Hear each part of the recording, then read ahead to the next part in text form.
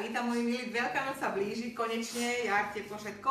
No a povedala som si, že čo by sme tak asi upiekli, no upečieme dnes, viete čo, z kysnutého cesta, takého sladkého, talianskeho, špeciálneho, také krásne venčeky a vnútri dáme vajíčka, dobre? Tak to je pre deti ideálne, veselé, zábavné, to je šiba, čo môžete dať, idem na to.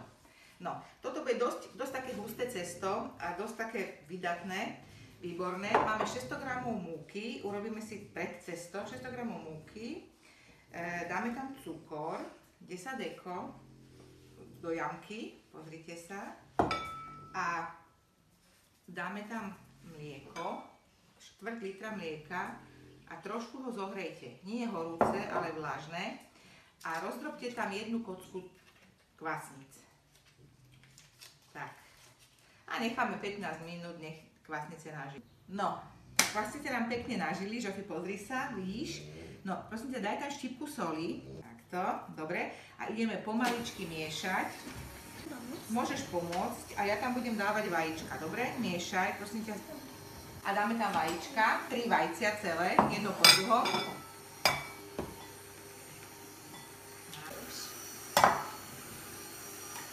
Tak. Výborne. Môžem ja? Dobre. A teraz 115 g masla, takže to je také dobré maslové cesto. Výborne, takto presne to chcem. Tak. Áno. No je. Budeš robiť venčeky?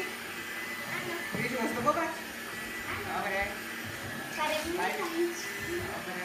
Už to máme hotové, štipka soli tam je najdôležitejšia vec a ešte teraz tam dáme trošku vanilkového extraktu, pretože to je také slávnostné pečenie. Ja ti to sem pripravím, aby si nedala veľa, tak pol lyžičky, pozri sa, vidíš to? Tak. A prosím ťa, toto mi tam dáš a ešte tam dáme trošku citrónovej šťavy. Úplne vážne. Tak, výborne. A ja tam dám trošku citrónovej šťavy. Dobre. A už to len došľaháme do cesta, teda doniesieme do cesta a bude hotovo. Už to veľmi dobre vonia. Už to vonia, áno, vonia to vanilkou a vonia to citrónom. Cesto je hotové, pekné, tuhé, krásne, voňavé, svieže. Ešte to trošku poprašíme, môže Žofi, múkou zhora, tak. To krásne vyzerá, pozrite sa, no to je fakt nádhera. Zakrieme utierkou, zakry Žofi a necháme 1,5 hodiny na teplejšom mieste, nech nám to nakysne. No. Cesto nám vykyslo, Žofi, ty si mi tu krásne namočila dosku. Ja som ho ešte trošku premiesila, viete, aby tie bublinky odtiaľ odišli. A ideme na to, urobíme si 14 takých slížov, dobre? Čiže toto na poli, 2, 4, raz, 2, 3, 4, 5, 6, 7, 8, 9, 10, 11, 12 a tento ešte na poli. No. Každý jeden, pomôž si to prosím ťa, a každý jeden mi takto urob takúto buchtičku, dobre? No. A ja zatiaľ budem robiť z tej buchtičky taký cop. Dobre? Vlastne taký slížik. No. Dobre, môžeš ďalej. Výborne. Vieš, aké je to pružné? Pozri sa, normálne.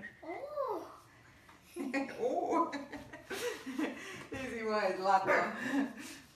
Dobre, čiže urobte si 14 slížov, takých dlhých. Tých budú také polocopy a potom z toho budú venčeky. Dobre, tak ideme na to.